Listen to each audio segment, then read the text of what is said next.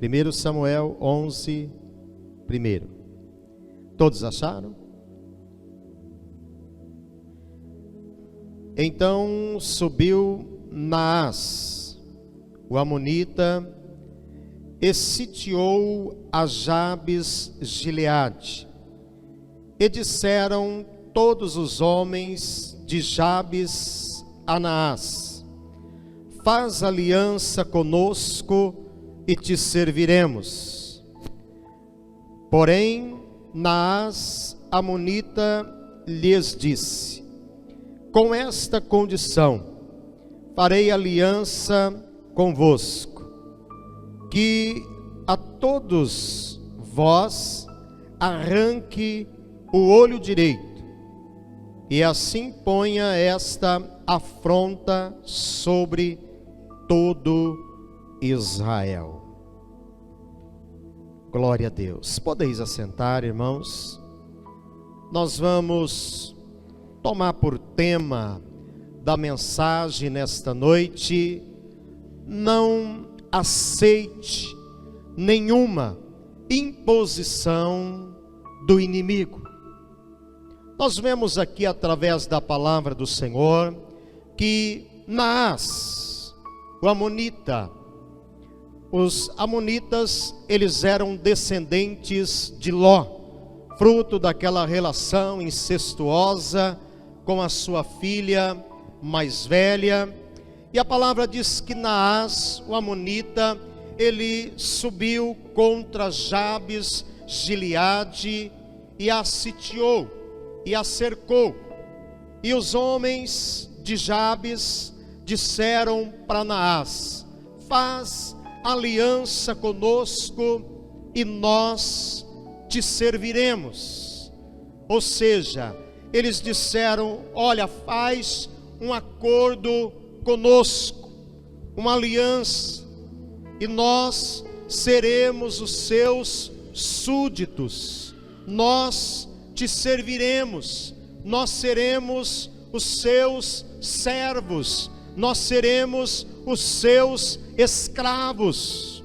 O povo de Deus, eles estavam tão acostumados com a derrota, com o fracasso, que eles já foram logo ali aceitando a derrota, aceitando ali o fracasso, sem lutar, sem resistir, sem nada. Eles já foram logo aceitando a derrota. O povo de Deus muitas vezes tem andado na contramão daquilo que diz a palavra de Deus. A palavra de Deus, ela nos manda nós resistirmos ao inimigo.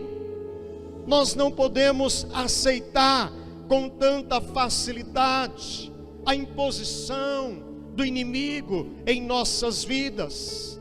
Quem foi que disse que nós nascemos para ser derrotados na vida? Quem disse que nós somos um fracassado na vida? Quem diz que as coisas para você não dão certo? Quem foi que diz que você não tem sorte? Quem disse para você que a tua enfermidade não tem cura? Certamente não foi o Senhor nosso Deus. É que muitas vezes o povo de Deus tem aceitado com muita facilidade a imposição do inimigo em nossas vidas. A palavra de Deus, ela diz em Tiago 4:7, ela diz assim: olha, resisti ao diabo e ele fugirá de vós, diz o Senhor. O Senhor diz para nós nos sujeitarmos a Deus e resistir ao diabo, porque ele fugirá de vós. A palavra de Deus também em 1 Pedro 5:7, ela diz assim: olha, sede sóbrios e vigiai, porque o diabo, vosso adversário, ele anda ao derredor, bramando como um leão, buscando a quem possa devorar, ao qual resiste firmes na fé, sabendo que as mesmas aflições se cumprem entre os vossos irmãos que estão espalhados pelo mundo. A palavra de Deus, ela está mandando nós resistirmos ao inimigo. Mas o povo de Israel, eles foram aceitando a imposição de Naás, que nunca havia conquistado uma vitória tão fácil desse jeito. Ele quis agora impor uma condição, além de ser uma condição cruel, uma condição humilhante. Ele diz: tá bom, eu aceito, se todos vós arrancar o olho direito, se todos vocês tiver o olho direito vazado. Naás, essa palavra significa serpente. Serpente é um dos nomes de Satanás. A palavra de Deus em Apocalipse 12:9 diz: e foi precipitado o grande dragão, a antiga serpente, que é chamado Diabo e Satanás. Então Naás, ele é uma figura do inimigo. Satanás, ele não quer, meus irmãos, somente derrotar o povo de Deus. Satanás, ele quer também nos escravizar. Ele quer que o povo de Deus seja escravo da derrota, do fracasso, da miséria, da pobreza, um escravo das circunstâncias. O homem, meus irmãos, ele foi criado por Deus para poder dominar. Deus não criou o homem para que o homem pudesse ser escravo do inimigo. Deus, quando ele fez o homem foi a obra-prima das mãos de Deus. Deus fez o homem para que ele pudesse dominar sobre toda a terra. A palavra de Deus diz lá no livro de Gênesis: o Senhor diz: façamos o homem conforme a nossa imagem e a nossa semelhança, e domine sobre os peixes do mar, sobre as aves do céu, sobre o gado da terra, sobre toda a terra, sobre todos os répteis que se movem sobre a terra. Deus deu ao homem domínio, para que ele pudesse dominar sobre toda a terra. Quando o homem, ele caiu e tornou-se um escravo de Satanás, um escravo da doença, um escravo da maldição, Deus enviou Jesus a esta terra, e Jesus, ele recuperou a autoridade perdida. Jesus, ele venceu Satanás, ele venceu o diabo, ele tirou as chaves das mãos do diabo. E Jesus diz lá no Evangelho de Lucas 19:10, ele disse assim: olha, eis que eu vos dou o poder para pisar serpentes e escorpiões e toda a força do maligno, e nada vos fará dano algum, diz a palavra de Deus. Você pode glorificar a Deus? O Senhor nos recuperou a autoridade perdida. É por isso que a palavra de Deus em Romanos 5:17, ela diz assim: olha, se pela ofensa de um só, seja de Adão, se pela ofensa de um só a morte reinou por esse, muito mais os que recebem a abundância da graça e o dom da justiça reinarão em vida por meio de um só, a saber, Jesus Cristo. Aleluia! A palavra de Deus diz que é para nós reinarmos na vida, reinarmos através de um só, através de Jesus Cristo. Mas pastor, reinar sobre o quê? O Senhor quer que nós reinemos na vida. Deus quer que você reine sobre a derrota, sobre o fracasso, sobre a doença, sobre a enfermidade, sobre o pecado. Deus, ele quer que nós reinemos sobre todas as circunstâncias da nossa vida. Deus não quer o seu povo dominado pela circunstância. Deus não quer o seu povo dominado pelo inimigo. Deus quer que você reine na vida. Aleluia. É por isso que a palavra diz lá no livro de Apocalipse que o Senhor, com o seu sangue, Ele nos comprou e Ele nos fez para Deus o Pai, reis e sacerdotes. Eu estou diante nesta noite de reis e sacerdotes. Reis para reinar, sacerdotes para adorar ao Deus Altíssimo, ao Todo-Poderoso, ao Criador dos céus e da terra, aquele que é único de receber, digno de receber toda a adoração, toda a honra, toda a glória, todo o louvor, seja dada a Ele. O inimigo não quer só nos derrotar, ele quer nos escravizar. Ele quer nos humilhar.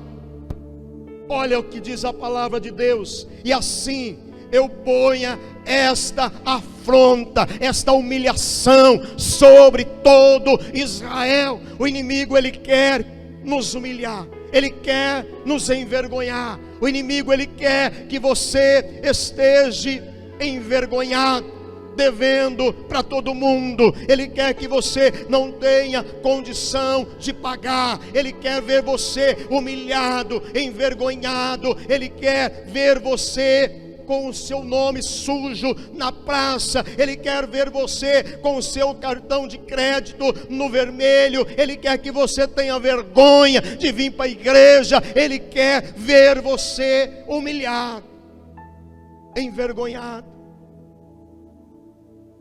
Ele não quer só nos derrotar, Ele quer nos humilhar.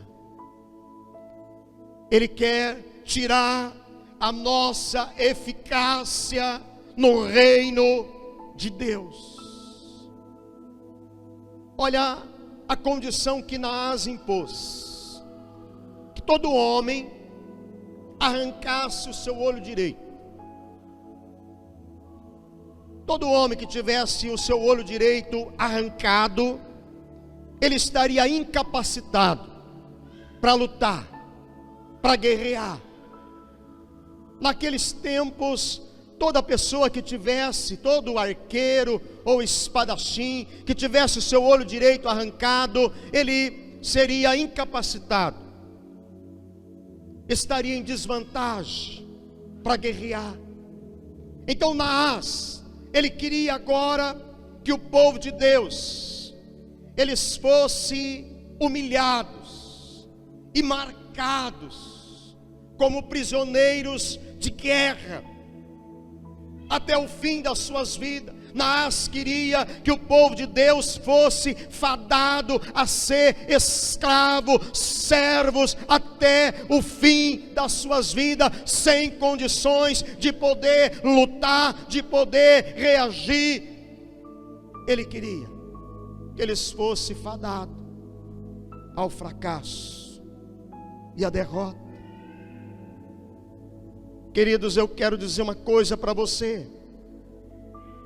Satanás, ele não se incomoda que você seja crente, desde que você não tenha poder, desde que você não ameace o seu reino, desde que você seja um cristão. Ele quer que você seja aquele cristão fraco, aquele cristão abatido. Quer que nós sejamos aquele cristão meia boca, aquele cristão que mais envergonha o nome de Jesus do que glorifica o nome de Jesus.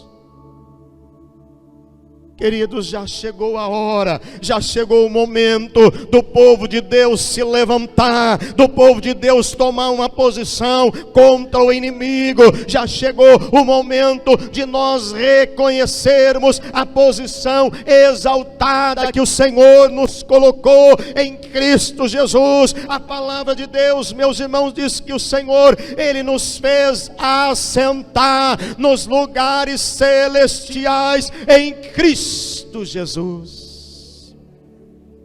Posicionalmente falando, a igreja de Cristo, o povo de Deus, está numa posição exaltada. Certamente você já ouviu falar da exaltação de Jesus Cristo, de como o poder de Deus manifestou em Cristo Jesus, ressuscitando Ele dentre os mortos e levando Ele à direita de Deus Pai Todo-Poderoso, lugar de toda a autoridade. Certamente você já ouviu falar que Jesus, Ele recebeu um nome que é acima de todos os nomes, para que diante dele todo joelho se dobre e toda língua confesse que Ele é o Senhor, para a glória de Deus Pai Todo-Poderoso. Certamente você já ouviu falar que Jesus, Ele está acima de principados, de poder, de potestade, de todo domínio, de todo nome que se nomeia, não só neste século, mas no vindouro. Você já ouviu falar que todas as coisas foram sujeitadas debaixo dos seus pés. E a palavra diz que sobre todas as coisas Deus o constituiu como cabeça da igreja. Mas a mesma Bíblia que diz que Jesus está sentado à direita de Deus Pai Todo-Poderoso, esta mesma Bíblia diz também que estando nós, a igreja, o povo de Deus, estando nós mortos em nossas ofensas, em nossos pecados, o Senhor nos vivificou juntamente com Cristo e nos ressuscitou juntamente com Ele e nos fez assentar nos lugares celestiais em Cristo Jesus. Você pode aplaudir, glorificar o Senhor. Aleluia, aleluia. Espiritualmente falando, posicionalmente falando, esse é o lugar que nós estamos assentados com Cristo, nos lugares celestiais em Cristo Jesus, acima de todo principado, de todo poder, de toda potestade, de todo domínio, de todo nome que se nomeia. Todas as coisas foram colocadas debaixo dos nossos pés. Já chegou a hora da igreja reconhecer a sua posição, reconhecer a sua autoridade e colocar o diabo no lugar dele, que é debaixo dos nossos pés. Aleluia. Esse é o lugar que ele deve ocupar, debaixo dos nossos pés. A palavra diz que em breve Deus, ele esmagará Satanás debaixo dos nossos pés. Esse é o lugar que ele tem que estar. Já chegou o momento, meus queridos irmãos, da igreja se despertar, do povo de Deus exercer a autoridade que lhe pertence, do povo de Deus resistir ao inimigo no poderoso nome de Jesus Cristo.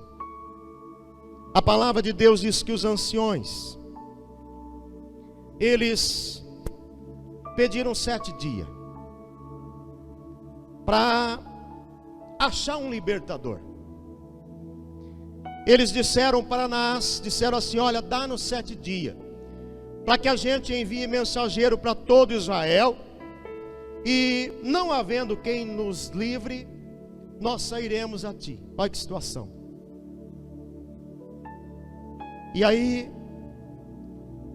eles enviaram o povo de Jabes, os homens de Jabes, Gileade, enviaram agora mensageiros por todo Israel. E chegando eles em Gibeá, cidade de Saul,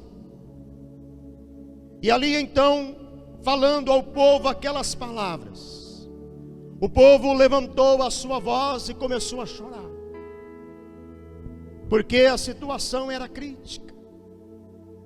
E Saul então, ele vem do campo com os bois, e ele então pergunta: por quê? O povo está chorando. E então falaram aquelas palavras a Saul.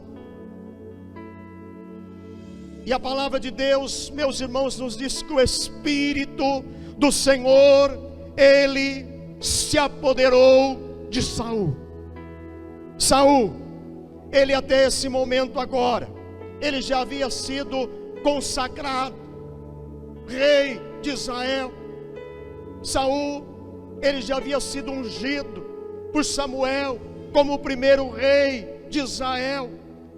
Mas Saul ainda estava continuando a sua atividade no campo. Saul ainda estava lá cuidando dos bois no campo. A Bíblia diz que vindo ele do campo, a ficha não tinha caído ainda. Saul ainda não tinha se dado conta de que ele era agora o rei de Israel. E agora, como poder organizar um exército? Saul, ele não tinha um exército permanente, como outros reis tinham, como Davi, por exemplo, como Uzias. Uzias, ele tinha um exército de 300 mil homens que eram preparados para a batalha. Mas Saul, ele não tinha um exército.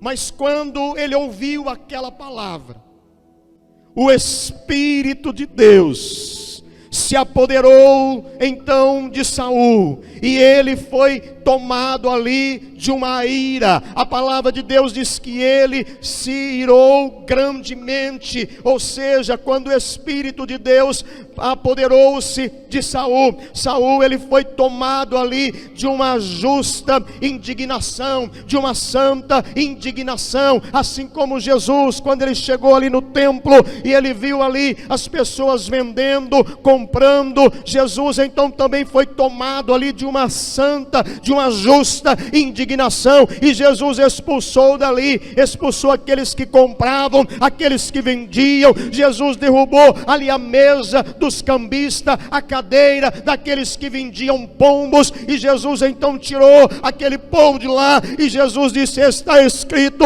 a minha casa, ela será chamada casa de oração, mas vós a tendes convertido num covil de ladrões. Jesus também foi tomado de uma justa indignação, e Saul, naquele momento, o Espírito do Senhor se apoderou dele. Ele foi tomado então de uma justa indignação, e Saul então cortou em pedaços ali os bois, e mandou através dos mensageiros a dizer a todo Israel: assim se fará aos bois daqueles que não seguiram a Saul e Samuel para a batalha. E a Bíblia diz que o temor do Senhor então veio sobre o povo, e ajuntaram ali 330 mil homens. E Saul mandou então os mensageiros dizer ao povo de Jabes de Gileade: diz para eles que amanhã, ao aquecer do sol, vos virá livramento. E a palavra então do Senhor diz que Saul, ele atacou, dividiu o seu exército ali em 3 companhias, em 3 grupos, e atacou Naás na vigília da manhã, e antes de chegar a meio-dia, já tinha acabado com Naás, já tinha acabado com todo o seu exército.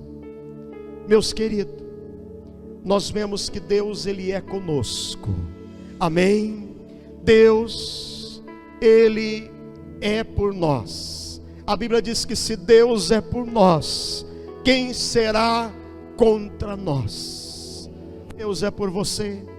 Você não deve temer nenhuma situação, você não deve temer, você deve crer. Deus, ele tem para você o livramento, Deus tem para você o escape, Deus tem para você a vitória, Deus tem para você a mudança que você precisa, Deus tem para você, meus queridos, a bênção que você necessita. Basta nós confiarmos em Deus.